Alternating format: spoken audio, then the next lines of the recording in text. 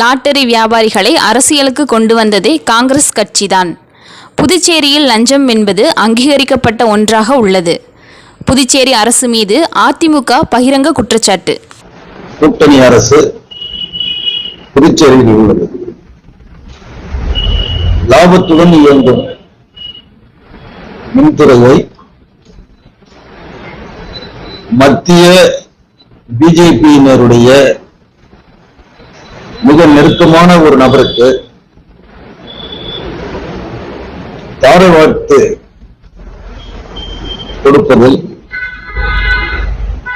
ஆளும் பிஜேபி கூட்டணி அரசு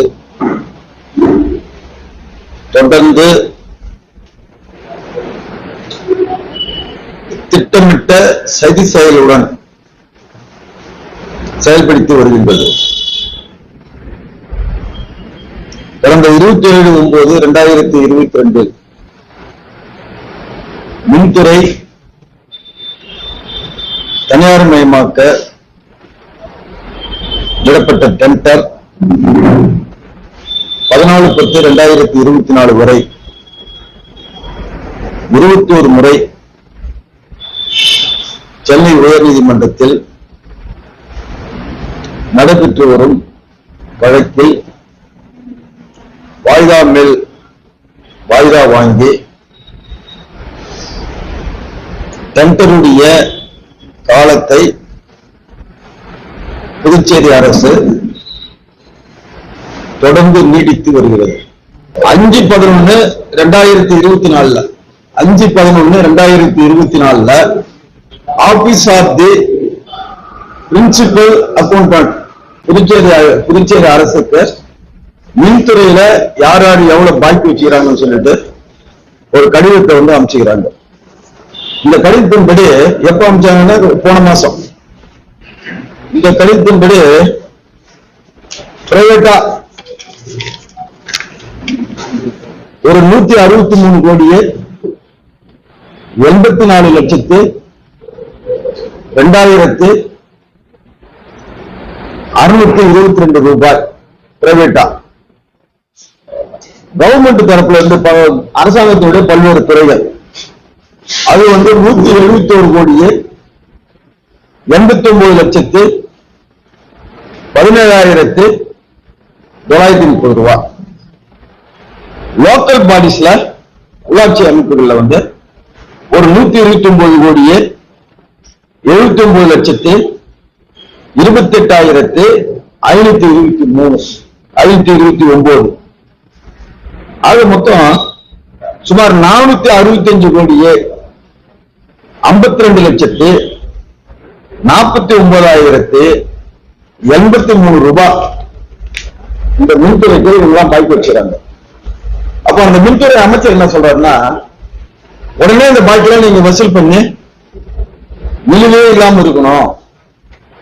ஏன்னா இந்த மின்துறையை அவங்க இந்த மத்திய அரசாங்கத்துடைய சம்பந்திக்கு தான் இதை கொடுக்குறாங்க பிரைவேட்டா நீ எடுத்துக்கன்னு சொல்லிட்டு.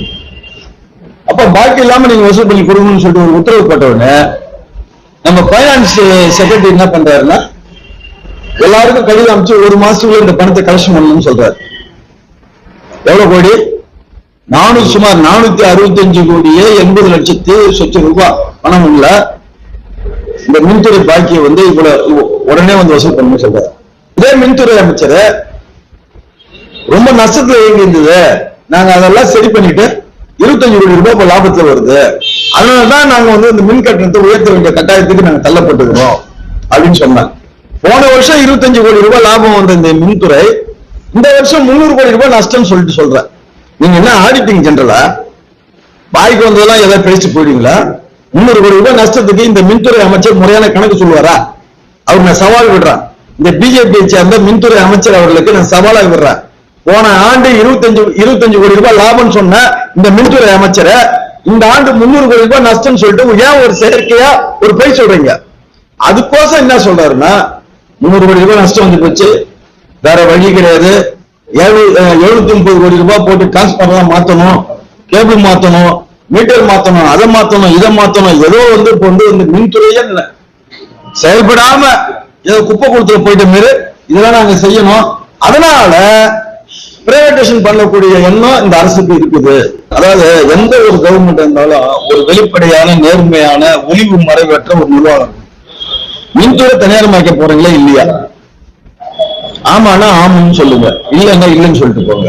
நீதிமன்றத்துல வாய்தா மேல வாய்தா வாங்குறீங்க. நீதிமன்றத்துல ஒரே ஒரு அப்டேட், மின்துறை நாங்க பிரைவேடைசேஷன் பண்ணல, முடிஞ்சு போச்சு. ஏன் ஜனங்களை ஏமாத்துறீங்க? ஜனங்களை ஏமாற்ற வேண்டிய அவசியம் என்ன? ஒரு அரசாங்கம் வந்து மக்களை பொய் சொல்லி தான் நடத்தணுமா ஒரு அரசாங்கம்?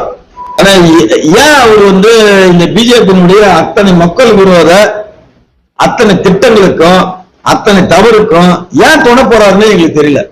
மிக மிக லாபத்துடன் இயங்கக்கூடிய சுமார் 10,000 கோடி ரூபாய் சொத்து மதிப்புள்ள இந்த மின்துறைய 500 கோடி ரூபாய்க்கு வந்து தனியாருக்கு தாரை வைக்க வேண்டிய அவசியம் இல்லை. முதலமைச்சர் மீது நாங்க இன்னமும் நம்பிக்கை இழக்கல.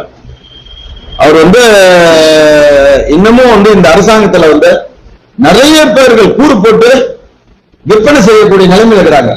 இந்த கவர்மெண்டே எல்லா துறையிலையும் ஊழலும் முறைகளும் நீக்க மேல தலை விரிச்சு ஆடுது. அதெல்லாம் லஞ்சம் வாங்குறது இந்த புதுச்சேரி மாநிலத்தில் அங்கீகரிக்கப்பட்ட ஒண்ணுமே தெரியுது. இதுக்கெல்லாம் நம்மளுடைய முதலமைச்சர் ஓரளவுக்கு அதை தடுத்து நிறுத்த வேண்டிய கடமையும் பொறுப்பும் முதலமைச்சருக்கு இருக்குது. நமச்சிவாய நல்லாட்சி கொடுத்தா அவர் நல்லவரும் சொல்ல போறோம், நல்லது செய்யறாருன்னு சொல்ல போறோம், தப்பா பண்றவங்க தப்புன்னு சொல்ல போறோம். இதை வச்சு அரசியல் பண்ண வேண்டிய அவசியம் எங்களுக்கு கிடையாது.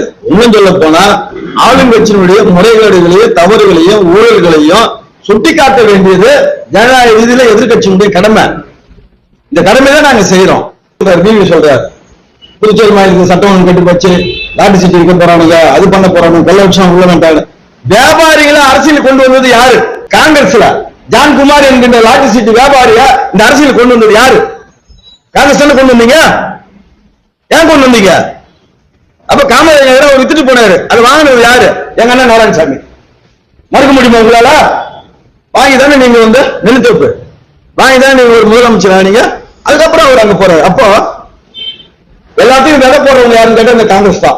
ஆக இந்த புதுச்சேரி மாநிலத்தோட சீரழிவை பத்தி பேசுறதுக்கும் இந்த லாட்டரி சீட்டு அந்த இதை பத்தி பேசுவதற்கு இந்த திமுகவுக்கும் இந்த காங்கிரஸுக்கும் எந்த விதமான தகுதியும் கிடையாது. அதை முதல்ல நிலைநிறுத்திக் கொள்ள வேண்டும். சும்மா எல்லாம் பேசக்கூடாது.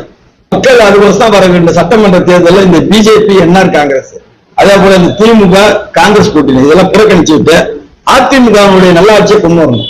இன்னைக்கு நான் சொல்றேன், இந்த புதுச்சேரி மாநிலத்துல அரசியல் வியாபாரிகள் ஒரு 10க்கும் மேற்பட்டவங்க இருக்கிறாங்க. அவங்க ஒரு காலகட்டத்திலே பல முகமா வராங்க. ஆனா ஆட்சி என்னமோ அவங்க கையில வச்சுக்கிறாங்க. ஒரு கட்டத்துல திமுக இருக்கிறாங்க, ஆட்சி கையில இருக்கு. ஒரு கட்டத்துல காங்கிரஸ் இருக்கிறாங்க, அவங்க தான் மந்திரி ஆகிறாங்க. ஒரு கட்டத்துல பிஜேபி அவங்க தான் மந்திரி ஆகிறாங்க. அப்ப யார் ஏமாளிகள்?